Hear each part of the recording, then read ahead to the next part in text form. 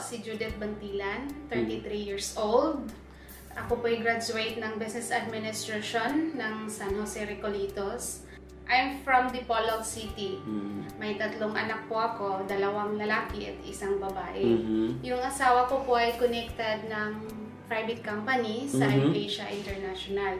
Before po ako, yung work ko is Assistant Supervisor po, Production Assistant Supervisor. Then, connected po ako doon ng 6 years. Dahil naging connected naman ako ng magiging isang assistant manager po sa isang private company, yung visual artist like Shop, Adina, and Simon.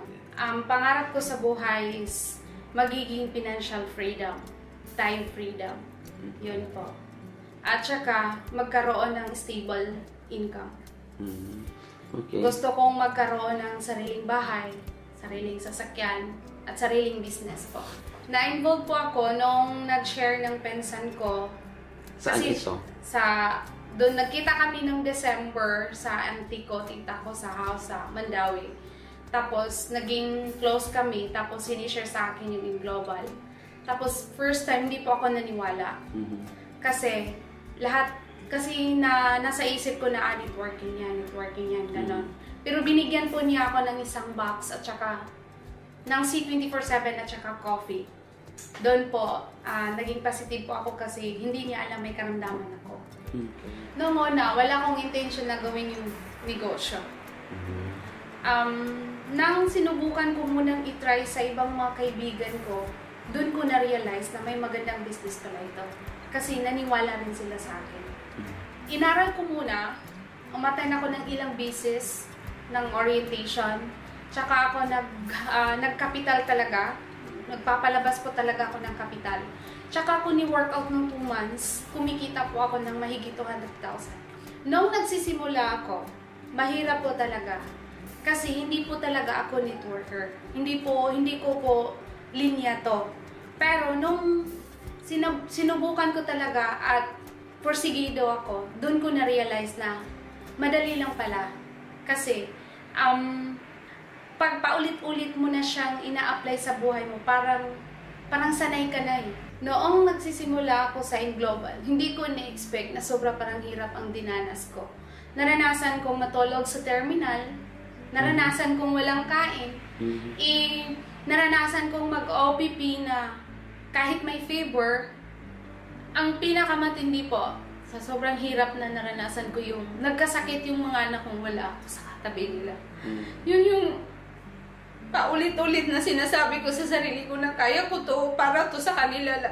Para ginagawa ko to para sa kanila. Kaya nagiging emotional ako kasi siguro sa mga ibang distributor hindi yun naranasan yung nalaman mo na hospital yung anak mo samantalang ikaw nag-OOPP ka, nasa meeting ka. Hinahandle ko po sa paraan na positive lang always yung maka-comes out ko. Positive result yung nasa isip ko. With prayer po, isa po, sinasabi ko sa sarili, Lord, ikaw lang po yung may alam sa pamilya ko kasi wala ako doon. Gabayan niyo po sila. Kasi alam mo naman kung anong purpose sa ginagawa ko. Ang hirap kasi, pag sinasabihan ka ng sobrang sakit, sobrang hirap din pala ang madadaranas mo. Sabi ko, dumating yung point na baka hindi ko talaga to linya. Pero yung nung naririnig ko yung mga downlines ko, mga business partner ko na apply, ikaw yung inspiration ko. Doon na, motivate na ko ulit. Hindi ako. Sabi ko, sige, tuloy-tuloy natin. Kasi may pangarap din sila. Si Judith ngayon, iba na. May accomplishment na, matatag na, at saka yung mga friends na nanglalait na dati sa akin, ngayon lumalapit na, nanghihiram na ng pera, nagpapakain na ako ngayon, tapos may malalaking savings na rin ako sa bangko. Iba na ang buhay ko ngayon. Yung mga anak ko may trust fund na rin, tapos yung bahay ko katatapos lang, July, at saka plan ko po na kukuha ng sasakyan. Ang binago po ng AIM Global sa buhay ko, yung pagiging positive-minded ko na ngayon, yung pagiging matatag ko, yung hindi na ako madaling ma-affected, tapos may direksyon na rin ako sa buhay. Yung mga pangarap ko, nakikita ko na unti-unting nararating ko na. Ang sinasabi nila ngayon is, mayaman na raw ako, may bahay na raw ako. Kung dati, lalong gumaganda na raw ako, halata na raw na may pira. Tapos yung dati, sila, open mind na rin din sila sa AIM Global. Sila na mismo lumalapit sa akin na magjo-join din sa AIM. Nang dahil sa AIM Global, nagiging matatag ako.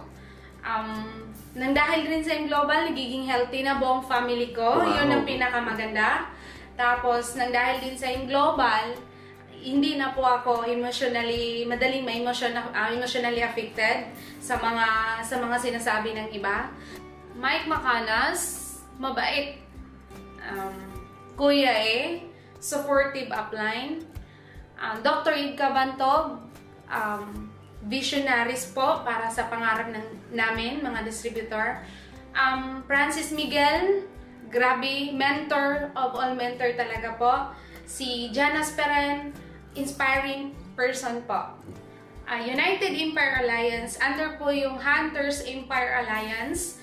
Yung grupo po namin ay isang helping groups, committed to serve for everyone.